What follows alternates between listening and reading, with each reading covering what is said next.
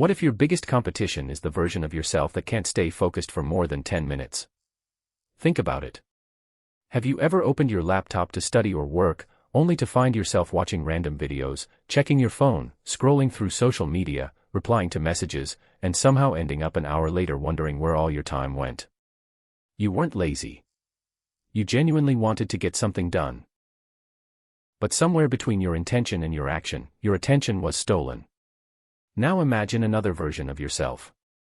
This version sits down, chooses one important task, and works on it with complete concentration for 3 or 4 uninterrupted hours. No notifications. No distractions.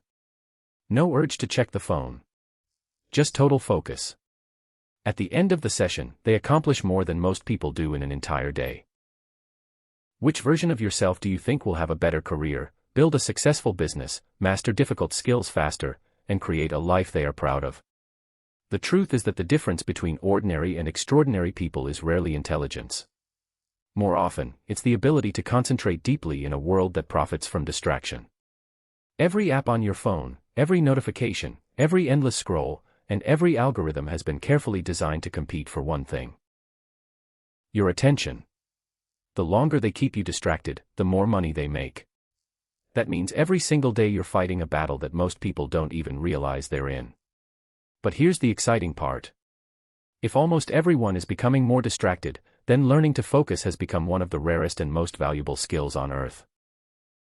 It is a skill that can multiply your productivity, improve your learning speed, increase your creativity, and completely change the trajectory of your life.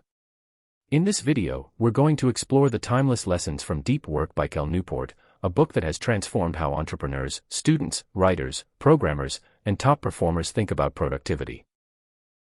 By the end of this video, you'll understand why working longer isn't the answer, why multitasking is secretly destroying your potential, and how you can train your brain to focus so deeply that difficult work begins to feel effortless. But there's one lesson near the end that completely changed how I think about success, and if you miss it, you'll miss the most powerful idea in the entire book. Chapter 1: The Silent Epidemic of Distraction. We live in the most connected era in human history, yet many people have never felt more mentally scattered. The average person wakes up and reaches for their phone before their feet even touch the floor. Within minutes, their brain is flooded with emails, messages, breaking news, social media posts, videos, and advertisements. Before the day has even begun, their attention has already been divided into dozens of tiny pieces. It feels normal because everyone else is doing it, but this constant flood of information comes with a hidden cost. Every notification interrupts your thinking. Every interruption forces your brain to switch contexts. And every context switch leaves behind what psychologists call attention residue, making it harder to fully focus on the next task. Imagine trying to read a fascinating novel while someone interrupts you every 2 minutes to ask an unrelated question. Even if each interruption lasts only a few seconds, you would constantly lose your place, forget important details, and struggle to immerse yourself in the story. This is exactly what modern technology does to our minds every day. We rarely give ourselves enough uninterrupted time to think deeply about anything. Instead, we bounce from one piece of information to another, mistaking activity for progress. The dangerous part is that distraction doesn't feel harmful in the moment. Checking your phone for 30 seconds seems insignificant. Watching one short video doesn't seem like a big deal. Reading one notification feels harmless. But these tiny interruptions accumulate over weeks, months, and years until deep concentration becomes something your brain no longer knows how to do. Without realizing it, you've trained your mind to crave constant stimulation instead of sustained attention. And this raises an important question. If distraction has become the default state for millions of people, why are some individuals still able to produce extraordinary work? Why can certain authors write best-selling books, entrepreneurs build billion-dollar companies, scientists make groundbreaking discoveries, and students master difficult subjects while everyone else struggles just to stay focused? Is it because they're naturally gifted, or have they discovered a completely different way of working? The answer might surprise you. It has almost nothing to do with talent and almost everything to do with how they protect their attention. And that idea is the foundation of everything you're about to learn. Chapter 2: The Real Reason You Can't Focus. Have you ever promised yourself that today would be different? You clear your desk, silence your phone, open your laptop, and tell yourself, for the next 2 hours, I'm going to give this my full attention. 5 minutes later, you remember a message you forgot to reply to. Then you wonder if anyone liked your latest post. A few minutes after that, you're checking the weather, reading an article you never intended to read, and somehow watching a video that has nothing to do with your work. When you finally look at the clock, 30 minutes have disappeared. The frustrating part is that it doesn't even feel like you made a conscious decision to get distracted. It just happened. This is where most people make a critical mistake. They blame themselves. They assume they lack discipline, motivation, or willpower. But according to the ideas behind deep work, the real problem is much deeper. Your brain is simply responding to the environment it has been trained to live in. Every time you switch from one task to another, every time you refresh your social media feed, every time you open your phone just to check something quickly, you're teaching your brain to expect constant novelty. Over time, your mind becomes uncomfortable with anything that doesn't provide immediate stimulation: photo, breaking news, a cooking recipe, a motivational quote, and a celebrity interview. Every swipe introduces something completely different. Your brain begins to expect that level of excitement all the time. Then, when you sit down to read a textbook, write a report, learn a new skill, or solve a difficult problem, your brain compares that experience to the endless stream. Why many people say they can't concentrate anymore. It's not because they're less intelligent than previous generations. In many ways, we have access to more knowledge than ever before. The problem is that access to information is not the same as the ability to think deeply about it. Knowledge without concentration. Think about what happens when you scroll through social media. In less than a minute, you might see a funny video, a travel photo, breaking news, a cooking recipe, a motivational quote, and a celebrity interview. Every swipe introduces something completely different. Your brain begins to expect that level of excitement all the time. Then, when you sit down to read a textbook, write a report, learn a new skill, or solve a difficult problem, your brain compares that experience to the endless stream of entertainment it has become accustomed to. Naturally, focused work feels slow, and your mind starts searching for another quick reward. This explains why many people say they can't concentrate anymore. It's not because they're less intelligent than previous generations. In many ways, we have access to more knowledge than ever before. The problem is that access to information is not the same as the ability to think deeply about it. Knowledge without concentration rarely becomes wisdom. Cal Newport introduces an idea that completely changes how we think about productivity. He argues that every time you switch your attention from one task to another, a part of your mind stays attached to the previous task. Even after you return to your work, your brain continues thinking about the email you just read, the message you just replied to, or the video you just watched. This leftover mental clutter makes it much harder to perform at your highest level. He calls this attention residue, and it quietly follows you throughout the day. Imagine carrying a heavy backpack while climbing a mountain. Every unnecessary item you put inside makes the journey a little harder. Constant distractions work the same way. Each interruption adds another mental weight to your mind. By the afternoon, you may feel exhausted, not because you've done meaningful work, but because your brain has spent the entire day switching between unfinished thoughts. Now here's something fascinating. Researchers have found that people often believe they are good at multitasking. They proudly claim they can answer emails during meetings, study while watching television, or work while constantly checking messages. But study after study has shown that what we call multitasking is actually rapid task switching. Your brain isn't doing two complex things at once. It's jumping back and forth so quickly that it creates the illusion of multitasking. Every jump comes with a hidden cost. More mistakes, slower thinking, reduced creativity, and lower quality work. Think about a chef preparing an elaborate meal. If the chef stops cooking every 2 minutes to answer phone calls, chat with customers, and reorganize the kitchen, dinner will take much longer to prepare, and the quality of the meal will almost certainly suffer. The same principle applies to your mind. Great work requires uninterrupted time, not because interruptions are impossible to recover from, but because every interruption resets your momentum. This is why some of the world's most successful creators fiercely protect their focus. They understand that concentration isn't just another productivity hack, it's the foundation of every meaningful achievement. Whether it's writing a best-selling book, designing revolutionary technology, composing music, or discovering a scientific breakthrough, the process almost always begins with long periods of uninterrupted thinking. But if distractions are so damaging, why do we keep seeking them? The answer lies in one surprisingly powerful emotion that modern society has almost eliminated from our lives: boredom. A few decades ago, standing in line at a grocery store meant simply waiting. Sitting on a bus meant looking out the window. Waiting for a friend meant observing the world around you. Today, every empty moment is instantly filled with a screen. The second boredom appears, we reach for our phones. We never allow our minds to be still. What most people don't realize is that boredom isn't your enemy. It's actually the doorway to deep thinking. Some of your best ideas don't appear while you're endlessly consuming information. They appear during quiet moments, when your brain finally has enough space to connect ideas, solve problems, and generate creative insights. By constantly escaping boredom, we rob ourselves of the very mental state that leads to innovation. So here's a challenge. The next time you're waiting in line, sitting on a train, or taking a short break, resist the urge to unlock your phone. Instead, let your mind wander. Observe your surroundings. Think about a problem you've been trying to solve. It may feel uncomfortable at first because your brain has become addicted to stimulation. But over time, these small moments become mental training sessions that rebuild your ability to focus. This leads us to one of the most powerful lessons in deep work: deep concentration is not something you're born with.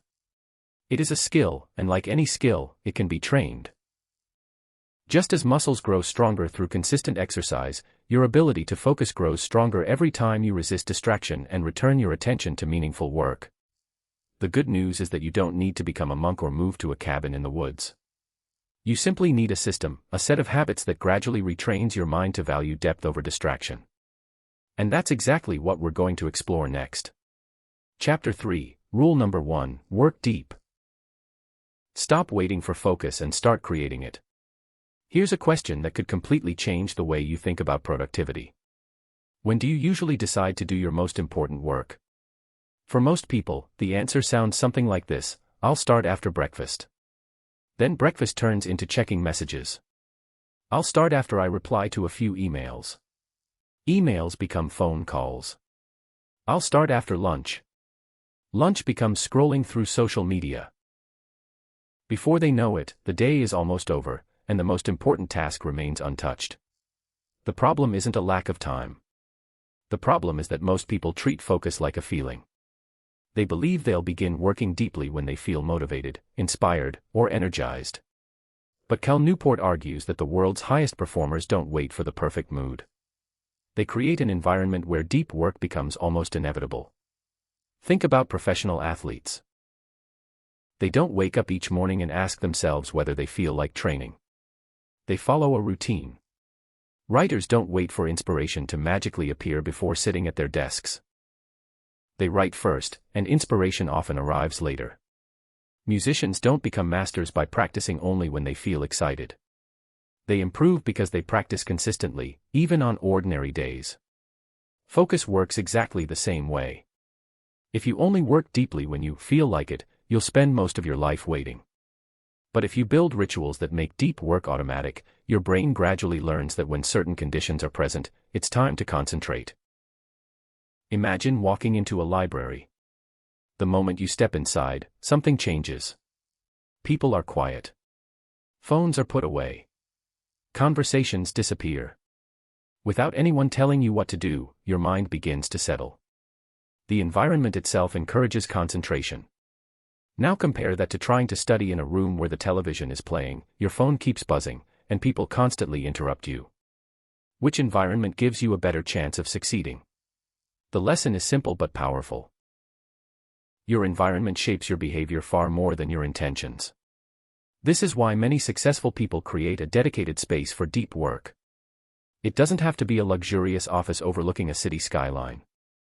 It could be a small desk in your bedroom, a quiet corner of a library, or even a particular seat in a coffee shop. What matters is consistency. When your brain repeatedly associates a specific place with focused work, entering that space becomes a mental trigger. Instead of deciding whether to focus, your mind begins to expect it. But a location alone isn't enough. You also need a starting ritual. Think about a pilot preparing an airplane for takeoff. Before every flight, they follow the same checklist. They don't skip steps because they're experienced. The routine ensures consistency and reduces mistakes. Your deep work session deserves the same level of preparation. Before you begin, ask yourself 4 simple questions. What is the one task I must complete? How long will I work without interruption? What distractions will I eliminate? And what will success look like when this session ends? By answering these questions before you begin, you remove uncertainty. Your brain no longer wastes energy deciding what to do next. Every ounce of attention can be directed toward the task itself. Now let's talk about something almost everyone underestimates: the power of a deadline. Imagine someone tells you that you have all week to finish a project. Chances are, you'll spread the work across several days. But if you're told you have exactly 2 hours, something interesting happens. Your mind becomes more selective. You stop worrying about perfection. You ignore unimportant details.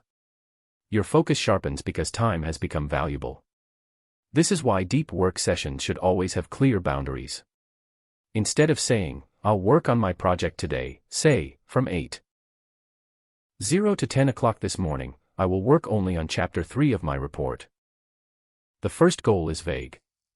The second gives your brain a clear mission. There's another reason this matters. Your brain isn't designed to stay intensely focused forever. Just as your muscles become tired after lifting heavy weights, your mind becomes mentally fatigued after long periods of concentration. The solution isn't to work endlessly. It's to work intensely, then recover intentionally. Many of history's greatest thinkers understood this instinctively. They didn't spend 12 or 14 hours forcing themselves to think. They protected a few hours of truly focused work each day and treated those hours as sacred. Quality consistently beats quantity. 4 hours of complete concentration can accomplish more than 10 hours of distracted effort. Think about a sculptor creating a masterpiece. They don't randomly hit the marble hundreds of times. Every strike has purpose.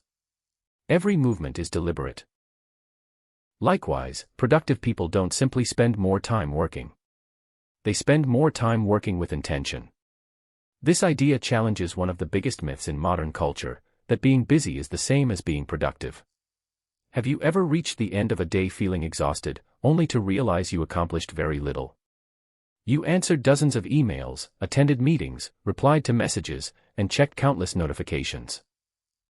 You were busy every minute, yet the important work remained unfinished. Busyness creates the illusion of progress. Deep work creates actual progress.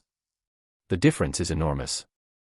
Imagine filling a bucket with a tiny drip of water every few seconds. It takes forever to fill. Now imagine turning on a powerful stream for just a few minutes. The bucket fills rapidly. Your attention works the same way. Scattered effort produces scattered results. Focused effort creates momentum. Momentum is one of the most valuable forces in productivity. Once you've been working deeply for 20 or 30 minutes, something remarkable begins to happen. The task becomes easier. Ideas flow more naturally. Problems that seemed impossible suddenly become manageable.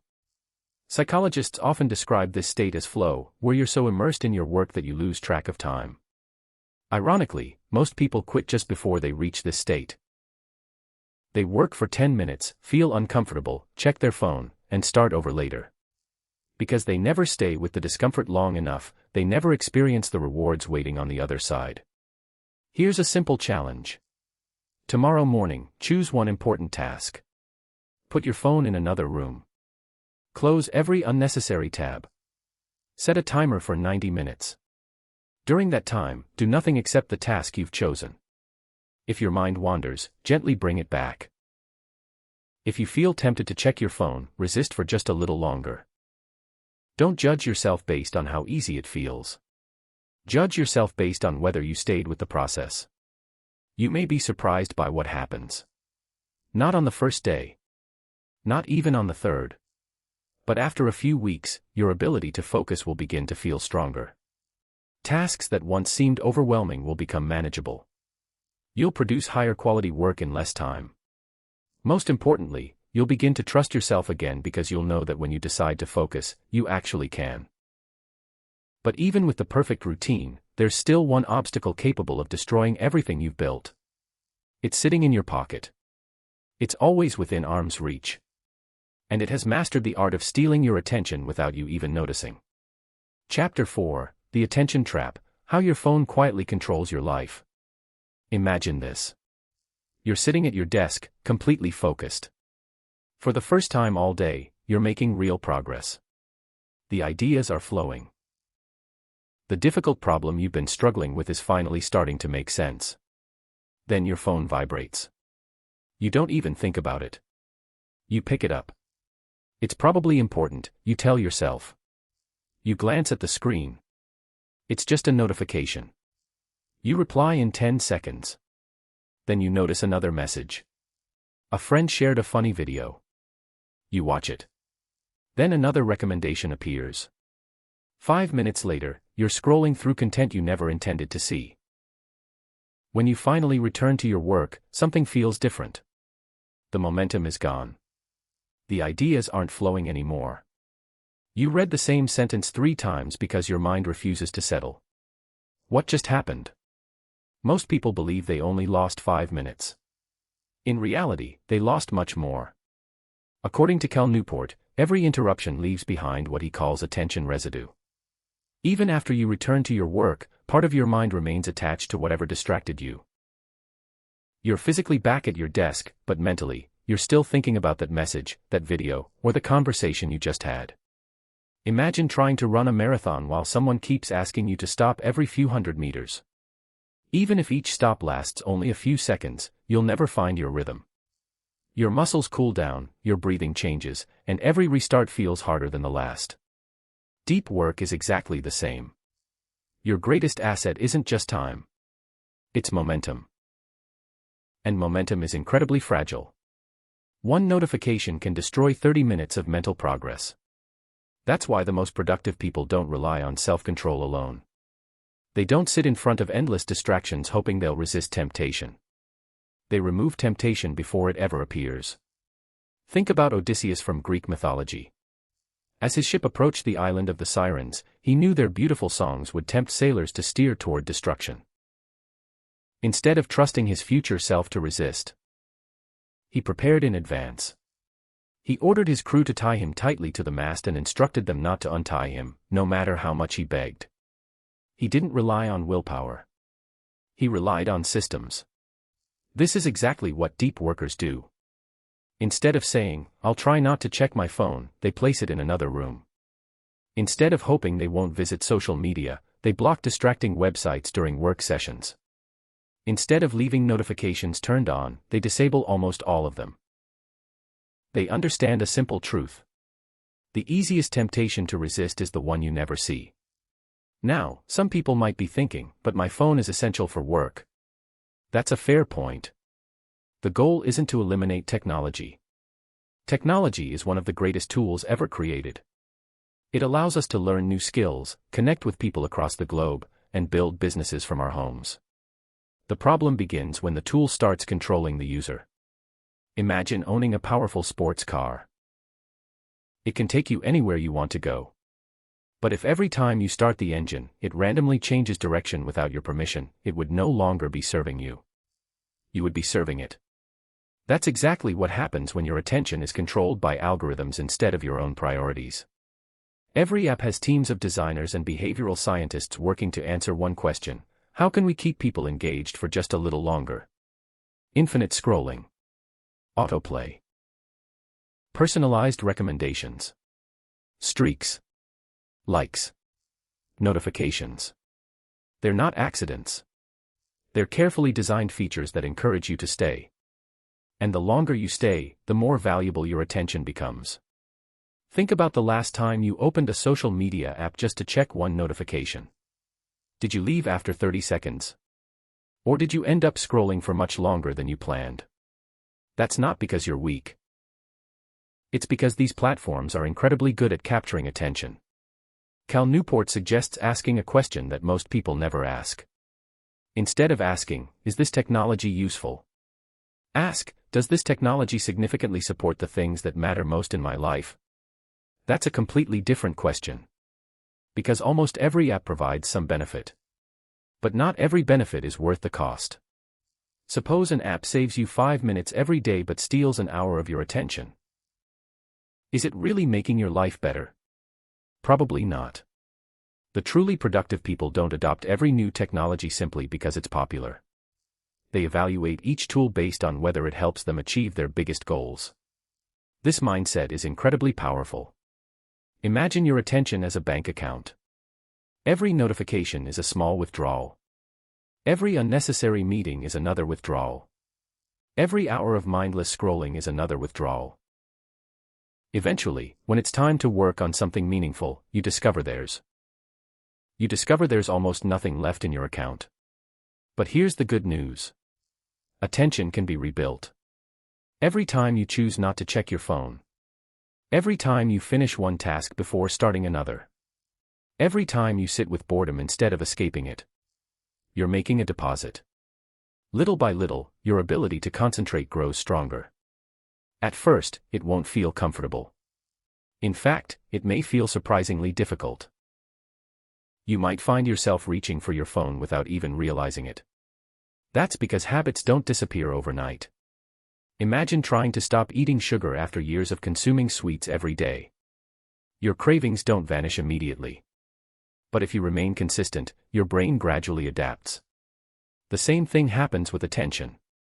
Every distraction you resist is like a repetition in the gym. You're strengthening your focus muscle. And eventually, something remarkable happens. Silence no longer feels uncomfortable. Working for an hour doesn't seem impossible. Reading a book becomes enjoyable again. Learning feels easier. Your mind begins to slow down, and in that quiet space, your best thinking finally has room to emerge. But protecting your attention is only half of the equation. There's another habit that separates the world's highest performers from everyone else. Ironically, it has nothing to do with working harder. It has everything to do with stopping. Because the greatest mistake many ambitious people make isn't that they don't work enough. It's that they never truly rest. And without recovery, even the sharpest mind eventually becomes dull. Chapter 5, The Hidden Power of Rest, Why Doing Nothing Makes You More Productive. Imagine two lumberjacks entering a forest early in the morning. Both are equally strong. Both have the same type of axe. Both are given the same number of trees to cut down before sunset. The first lumberjack begins swinging his axe without stopping. Hour after hour, he works tirelessly, believing that every break is wasted time. Sweat pours down his face, his muscles burn, and by the afternoon he's exhausted.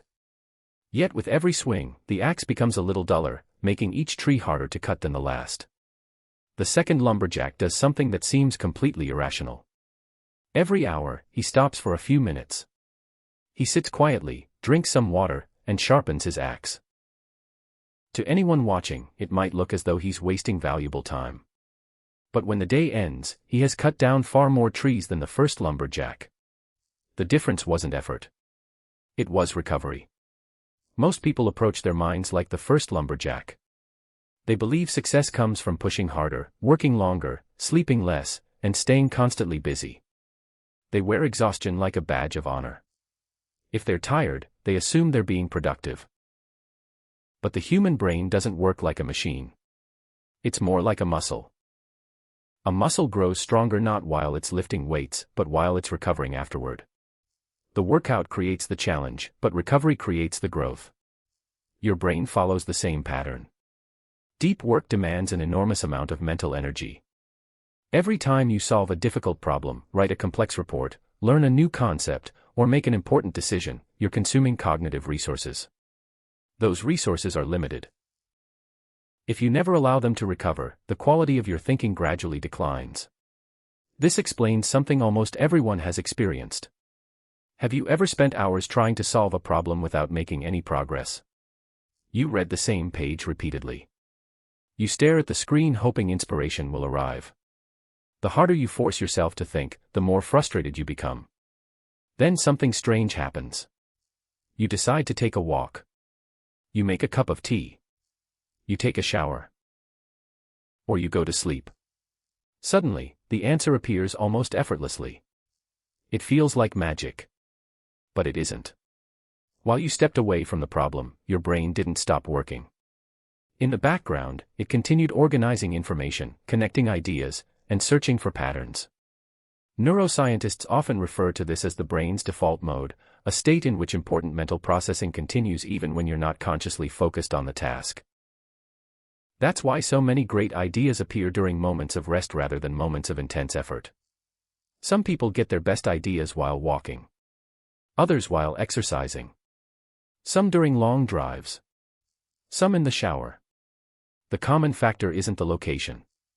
It's that the mind finally has room to breathe. Cal Newport emphasizes another powerful principle that sounds almost unbelievable in today's work culture: end your workday completely. At first, this seems impossible. How can you stop thinking about work when your inbox is still full? When your project isn't finished? When there are always more tasks waiting tomorrow? The answer lies in understanding the difference between productive thinking and anxious thinking.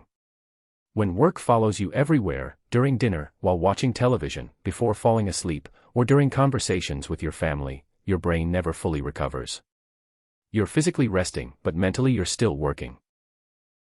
Over time, this constant state of low-level stress drains your creativity, your energy, and your ability to focus deeply the next day. That's why Newport recommends creating a clear shutdown ritual. Before ending your workday, review everything you've accomplished. Make a list of what still needs to be done tomorrow. Write down your next priority. Organize your schedule. Once you've captured everything in a trusted system, tell yourself that work is finished for today. This simple habit has a powerful psychological effect. Instead of spending tasks, your brain relaxes because it knows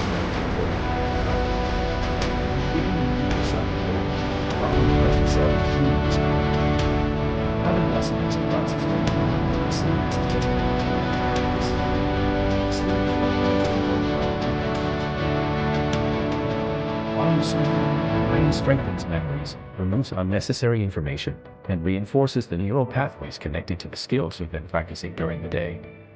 If you spend several hours studying what sacrifices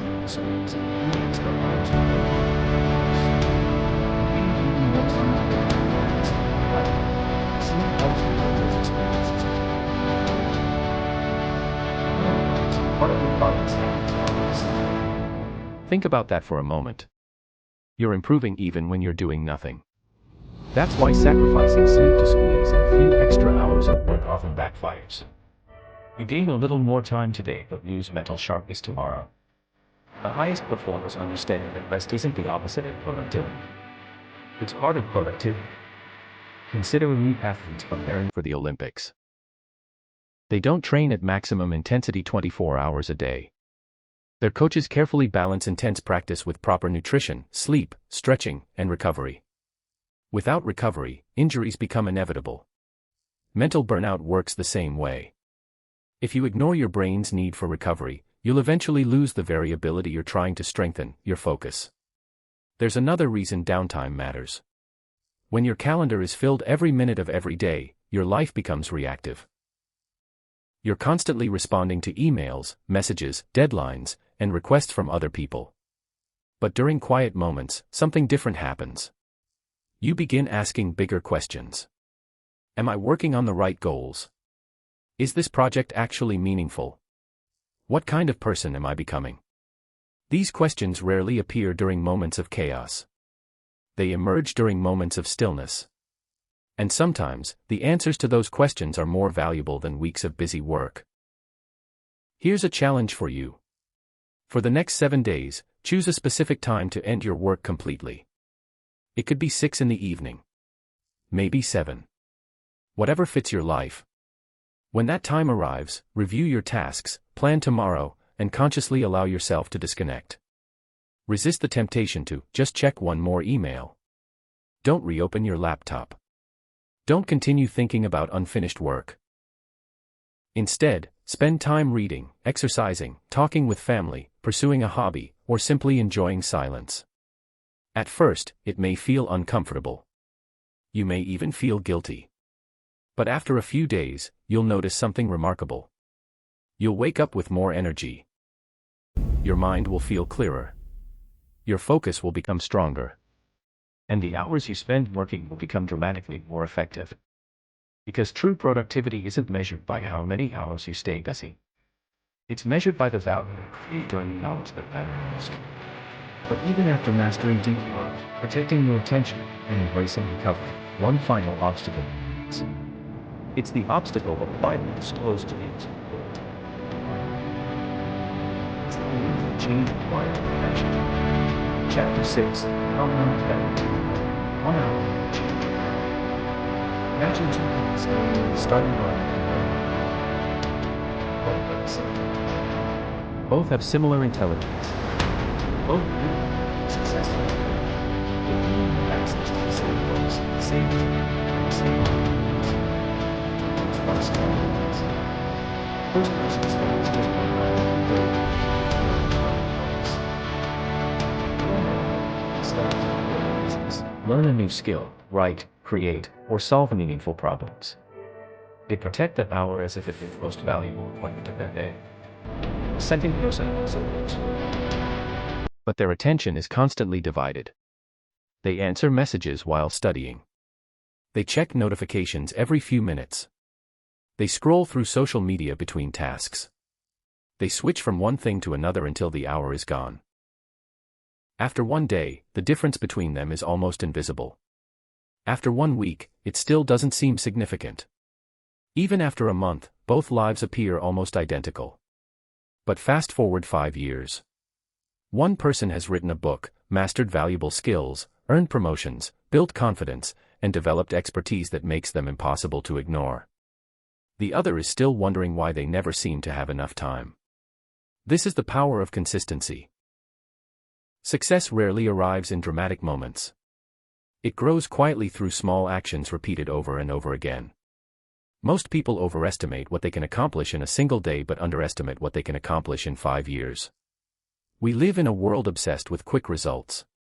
We want six-pack abs in 30 days. We want to learn a language in a week. We want to build a successful business in a few months. When those unrealistic expectations aren't met, we become discouraged and quit. Deep work teaches the opposite philosophy. Instead of chasing instant transformation, focus on protecting today's session. Not next year. Not next month. Today. If you can win today, you can repeat it tomorrow. If you repeat it tomorrow, it becomes a habit. And habits shape your future far more than motivation ever will. One of the biggest myths about successful people is that they possess extraordinary discipline every single day. The reality is much simpler. They don't rely on motivation because they know motivation is unpredictable. Some mornings you'll wake up excited at work. Other mornings you'll feel tired, distracted, or uninspired. If your productivity depends on emotions, your progress will always be inconsistent. But if your productivity depends on routine, you'll continue to be honest. Without rushing routine. Don't do it every day. Simply do it as it's part of the routine. Imagine sitting down at the same time every day, same place, following the same routine. Stop. Simply this is how extraordinary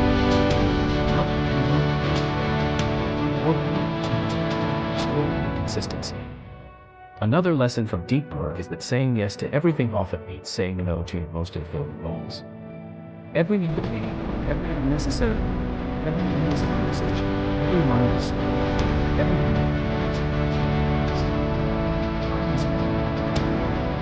attention, every time spent becoming better at something that truly matters. That's why highly productive people aren't just careful about how they spend their time. They're careful about what they allow into their lives. They understand that focus isn't only about concentrating on the right things. It's also about refusing the wrong things. This idea can feel uncomfortable, saying no often disappoints people. But every meaningful achievement requires sacrifice. To master it, you'll sacrifice to become an excellent writer. You'll have to sacrifice countless hours. If you want to master it, you'll sacrifice to spend school to do so. If you want to build a business, you'll sacrifice time. Yes, as a hidden no. Question is though, choosing to trade off time.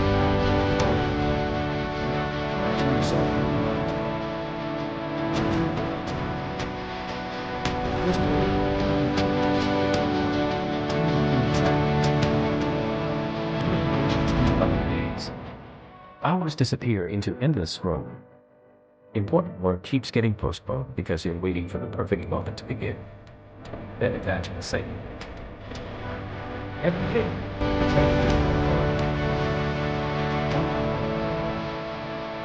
Creating. 1 hour of becoming better than you were yesterday. Which version of yourself do you think will have more confidence? More skills? More opportunities? The answer is obvious. And yet, the difference begins with a decision so small it almost seems insignificant. 1 focused hour. Not tomorrow. Today. Because your future isn't built by the occasional extraordinary day. It's built by ordinary days repeated consistently. Southwest, before you close this video, I want to leave you with a challenge. For the next 30 days, schedule 1 uninterrupted hour of deep work every single day. Turn off your notifications. Put your phone in another room. Close every unnecessary tab. Choose 1 meaningful task. And give it your complete attention. Some days it will feel easy. Some days it will feel incredibly difficult. Do it anyway. Track your progress. Notice how your concentration improves. Notice how your confidence grows. Notice how of content you consume and forget. Knowledge only changes your life when you apply it. Choose 1 lesson from today's video and put it into work that once felt impossible becomes manageable. After 30 days, don't just ask whether you became more productive. Ask whether you became a different person. Because deep work is about much more than finishing tasks. It's about becoming someone who can do what most people no longer can. Think deeply. Learn quickly. Create meaningful things. And build a life guided by intention instead of distraction. If you found value in this video, don't let it become another piece of content you consume and forget. Knowledge only changes your life when you apply it. Choose 1 lesson from today's video and put it into practice before the day ends. If this video inspired you, share it with someone who struggles to focus. You never know, 1 conversation, 1 habit, or 1 hour of deep work might completely change the direction of their life. And if you're serious about mastering your mind, improving your productivity, and unlocking your full potential, subscribe to the channel. Every week, we explore timeless ideas from the world's greatest books and transform them into practical strategies you can use immediately. Until next time, remember this. In a world full of distractions, the person who can focus deeply has an unfair advantage. Protect your attention, because your attention ultimately becomes your life.